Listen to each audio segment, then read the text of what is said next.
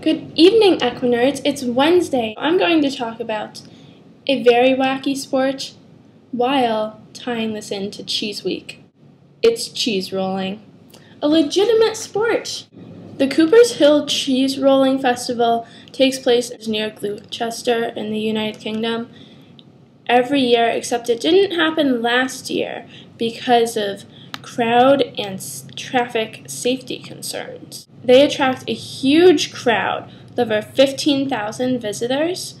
This has been happening for hundreds of years. This year, the Gloucester Cheese Rolling Festival will also contain the Wake Games, which are family-oriented, and they include bobbing for apples and tug of war and other family games. Here is how the cheese rolling competition works. At the top of the hill, a roll of Gloucester cheese is pushed, and a group of competitors race after it, and whoever crosses the finish line first wins. Why can't you just run down the hill by yourself without the cheese? The first person over the finish line at the bottom of the hill wins the cheese. That is how the cheese comes into play after you chase after it. If you get there before anyone else does, you get to take home the cheese and eat it, I suppose. However, I feel like after all that effort, eating it would be kind of sad because then it's just gone. But if you keep it as a trophy, it might get moldy, even though cheese is technically mold already.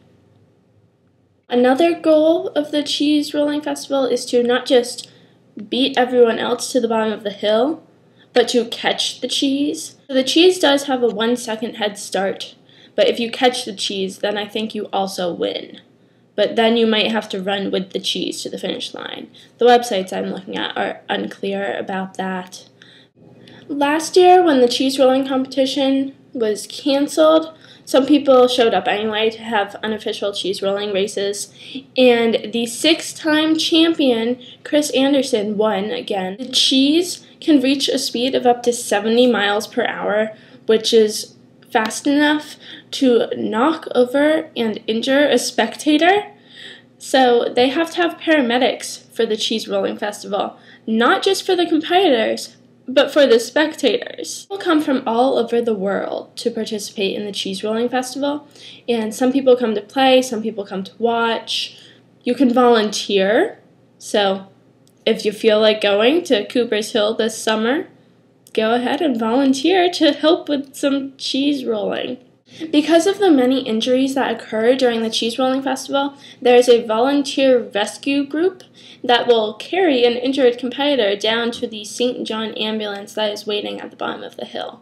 Now, the hill is very steep and very uneven, so there's anything from sprained ankles to broken bones to concussions. And as far as I know, no one has died during the Cheese Rolling Festival. Now, when some people get injured during the Cheese Rolling Festival, because of momentum, they just sort of continue rolling down the hill, so they don't have to be carried by the rescue group down to the ambulance because they just roll all the way down there.